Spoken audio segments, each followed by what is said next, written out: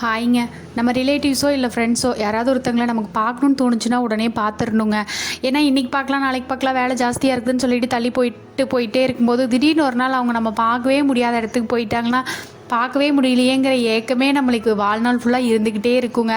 காலையிலேருந்து கொஞ்சம் மனசு அப்படி தான் டல்லாகவே இருந்துச்சு. அப்புறம் நேற்று ஈவினிங், அதாவது பொண்ணுங்க வந்து பொட்டு வைக்காமல் இருக்கவே கூடாதாமாங்க. கல்யாணத்துக்கு முன்னாடியாவது மன்னிச்சிருவாங்க. இந்த கல்யாணத்துக்கு அப்புறம் வெறுநெத்தியோடு பார்த்தாங்கன்னா அன்றைக்கி ஃபுல் டே டோஸ் விழுந்துக்கிட்டே இருக்குங்க. ஃபஸ்ட்டெல்லாம் நானும் வைக்க மாட்டேன், இப்போல்லாம் கொஞ்சம் பழகிட்டேங்க. அப்படியே குளிச்சுட்டு வந்தோடனே ஃபஸ்ட்டு பொட்டு வச்சுட்டு அப்புறம் தான் மற்ற வேலையே. அப்புறம் இந்த ஹோம்மேட் குர்குரே பண்ணலான்னு சொல்லிட்டு அதான் பண்ணியிருந்தேன். ஃபுல்லாக கடலை மாவு அப்புறம் அரிசி மாவு போட்டு தான் பண்ணியிருந்தாங்களா. எங்கிட்ட அரிசி மாவு கொஞ்சம் இருந்ததுனால நம்ம புதுசாக ராகி மாவில் ட்ரை பண்ணலான்னு சொல்லிட்டு அதை தான் ட்ரை பண்ணியிருந்தேன்.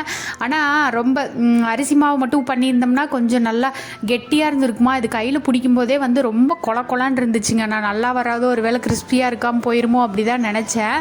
ஆனால் இன்க்ரீடியன்ஸ் வந்து ரொம்ப ரொம்ப கம்மி இல்லைங்க. எண்ணெயில் ஃப்ரை பண்ணி எடுக்கும்போதே தெரிஞ்சிச்சு. அப்படியே சலசலன்னு சத்தம் செம்ம சூப்பராக இருந்துச்சுங்க. ஃபைனலாக கொஞ்சமாக உப்பு மிளகா பொடி போட்டு சாப்பிட்டு பார்க்கும்போது செம்ம டேஸ்ட்டாக இருந்துச்சுங்க. அவ்வளோதான். நாளைக்கு வீடியோவில்